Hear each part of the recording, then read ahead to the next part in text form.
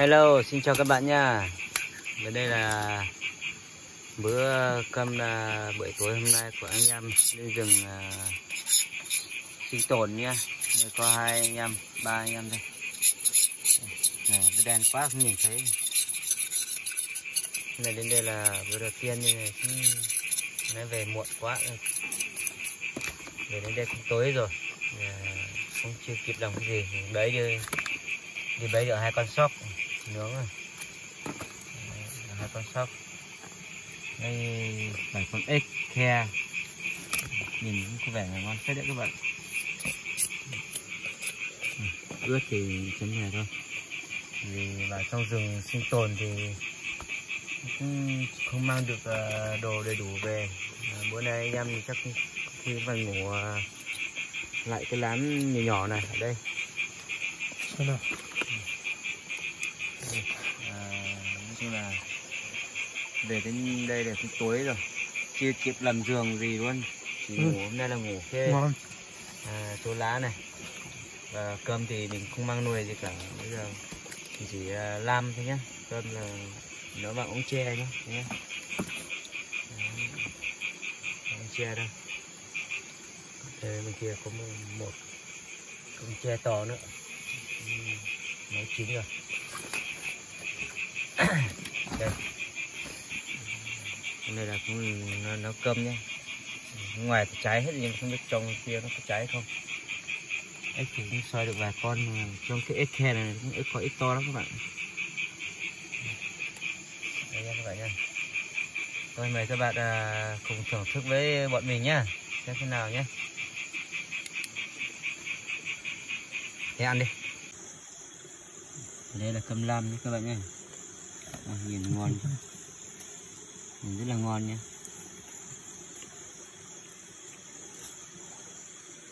Đây là nếp nương các bạn, nếp nương,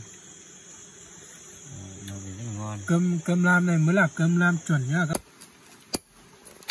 Buổi sáng anh em thức dậy thì không có món gì, mới mang rừng, mang nữa, vẻ quả ớt thôi. Xong thì chắc cái khe này ở dưới kia có cá nhiều đấy. Nào, không thì tí em đi xuống dưới kia có cá, bắt cá ăn.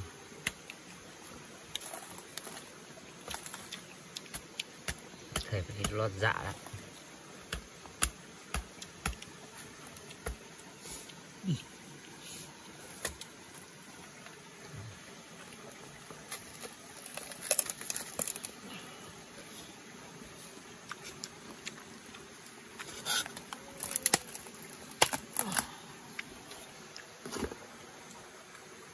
Sinh tồn là vậy đấy các bạn, đôi khi phải đói trong rừng cũng có đấy. Không phải bữa nào cũng không có được ăn rồi.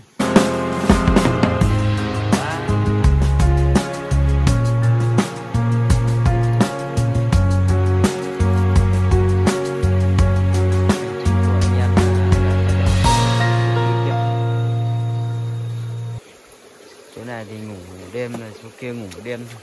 Mình chuẩn bị hành lý rồi. Chuẩn bị hành lý đi thôi.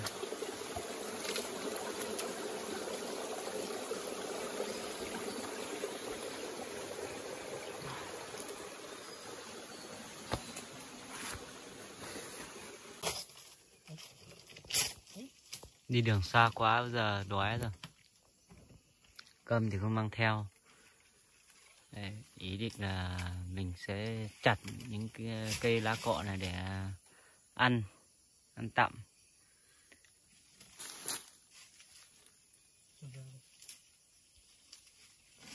Đây, cây này nó cũng ăn được nhé, quả nó ăn được nhé. Quả này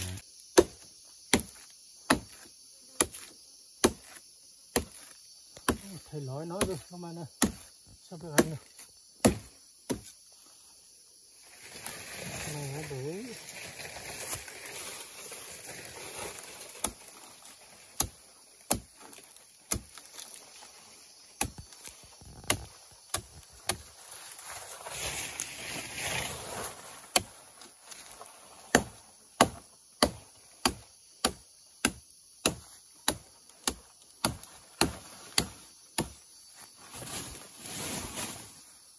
đến phải chặt ở trên đi. Hả? Chặt ở trên đi thì nó đổ xuống dưới kia bận hết. Chặt thế nào?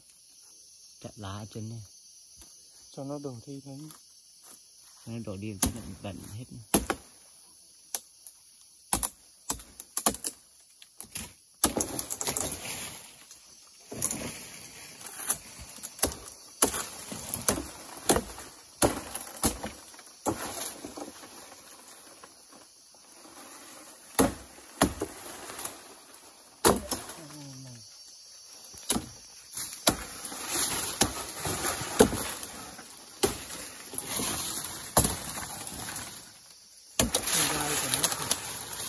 Nguy hiểm.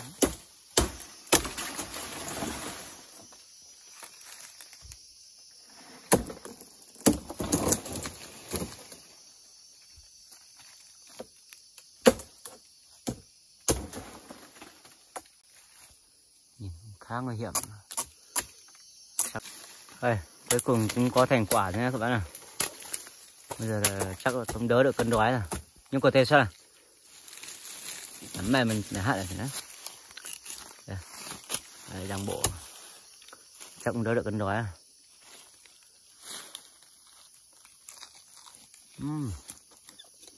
Quá ngon.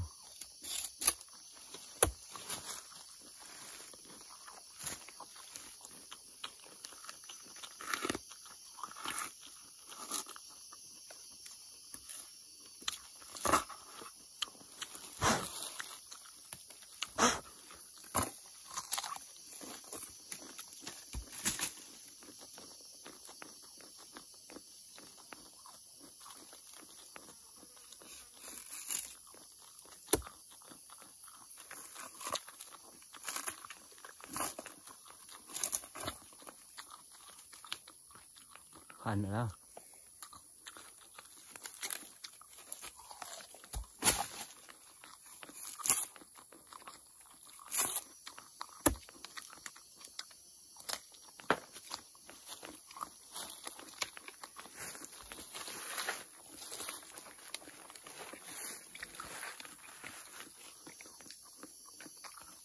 Có vẻ ngon phết đấy các bạn.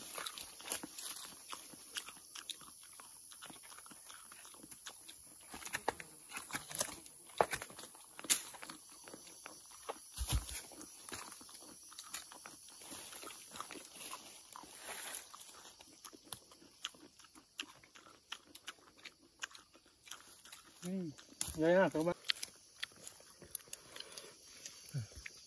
Mời các bạn nhé.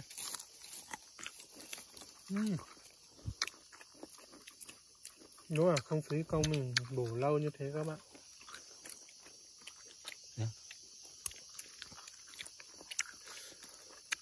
Cái đoạn này là khá ngon đấy. Chấm ớt khô nữa. Rồi. Các bạn nhìn ngon chưa?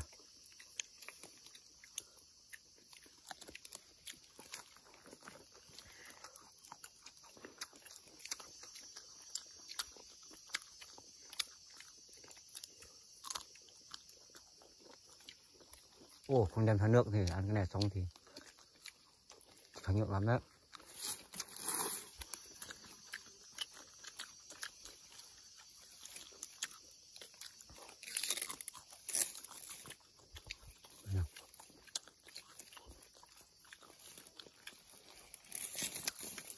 Ăn xong cái này đúng là đỡ đói các bạn.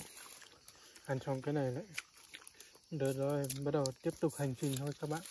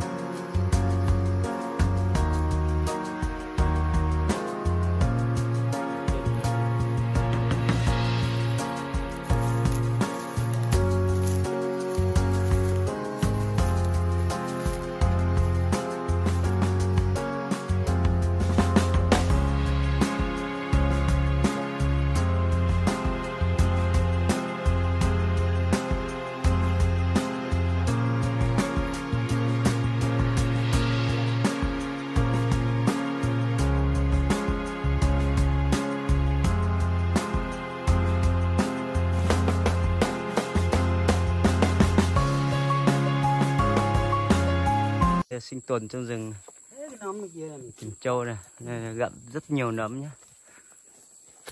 Nấm này mình không biết tên là gì. Tên Châu Nhấn. Nhưng mà ăn ngon lắm. Nấm này ăn dai dai, da trâu ấy, rất là ngon này. Cái này hôm qua mình lấy mới bắt lấy một bữa về ôi dồi, ăn quá tuyệt vời luôn các bạn. Ảnh hưởng hôm nay đi Đa Châu nó cũng gặp nhé. Đây. Đấy. Thấy chưa? Thế nào, ui ui, quá đẹp luôn. Trời ơi, hôm nay đi đến đâu cũng gặp, chắc là trời sắp mưa hay là trời sắp nắng không biết đây. Ở cái khu mình đi thì phải nói thật với các bạn là rất là nhiều lan nhé. Lan Kim Điện Xuân này, Ngọc Thạch ba màu này, Ý Ngộng này, Phi Địa Vàng này, các kiểu nó nhiều lắm. Nhưng mà tại thời buổi bây giờ chắc không ai lấy cho nên mình không hãi.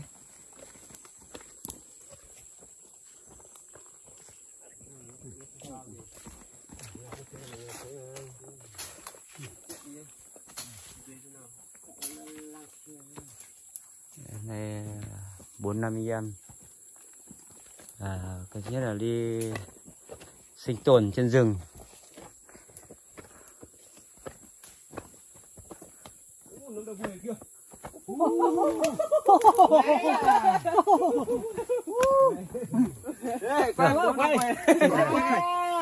Ôi, các bạn ơi. Đây là nấm này mới là ngon này, nấm này là nấm muối này. Nấm tổ muối là nấm muối đấy. Nấm đậu bùi à? Người ta nói tiếng này. Ô cái này đầy rồi, có túi nào đâu? Cái này là giống của mình rồi. Rất ngon nha các bạn nha. Ôi cái này gì nhá, ai lấy rồi sao ấy nhỉ? Chưa. Không phải cái này người ta lấy thôi nè. Con chưa dớm. Ta lấy. Người ta lấy à, ai lấy? Chắc là hôm qua cho con ra đây không? Cái này có người lấy rồi, không phải trâu giấm. Mua mà rồi. Mua hả? Mua tại đâu có tại bò. Thì ăn thì nó còn hơn là thịt gà. Ngon tẻ, ngon Đúng rồi đấy. Ngon hơn thịt gà đấy. Cái đấy là người ta gọi là nấm đậu bùi. Cái này là bản thân của mình. Nấm bản thân này. Đấy nhưng mà xem nào có giống đậu bùi không? Có đấy. Nó nhỏ mấy tí rồi, nó to thì giống lắm. Như hồi xưa mình trẻ nó còn chưa nở chưa hết mà. Nấm này giống như nó gọi là nấm đậu bùi thì nói là không có phần đúng nhưng mà có phần sai, đây là nấm muối. Cho cái gì vậy nhỉ? Tôi bón không nhỉ? Không mang đâu, tôi bón không mang đâu. Nhiều chưa? Xin chào tất cả mọi người nhá. Ôi, cái kia còn một cái kia bế cái kia chắc có đấy. Hôm nay là số may lắm. Đi xem trâu nhưng mà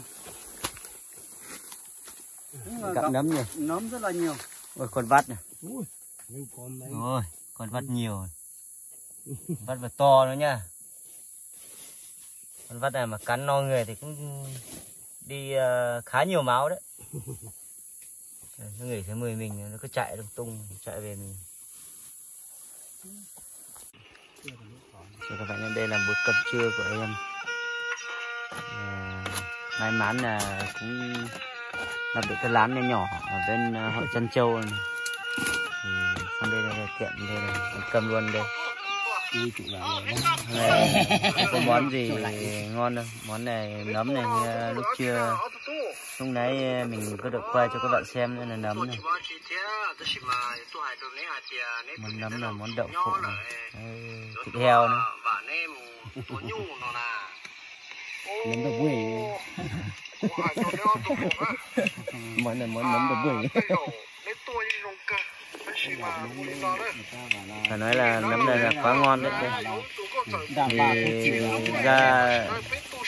ra vào chỗ rừng thì không có bắt to rồi, không có đĩa cho nên là mình phải chặt cho ống tre này để làm bắt để được canh này.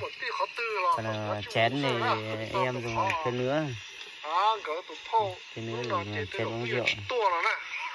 đồ này tu các bộ hải đồ alo cái tôi ví tuần tàu như nó hải đất bao đồ này đó nè thong cái chỉ hai cái tu chỉ á nói tiền quá chủ yếu mình nhiều quá但是嘛đã lâu chưa kiếm một tí thang này đã lâu chưa đi một đợt tết rồi xưa nó chưa mua啥呀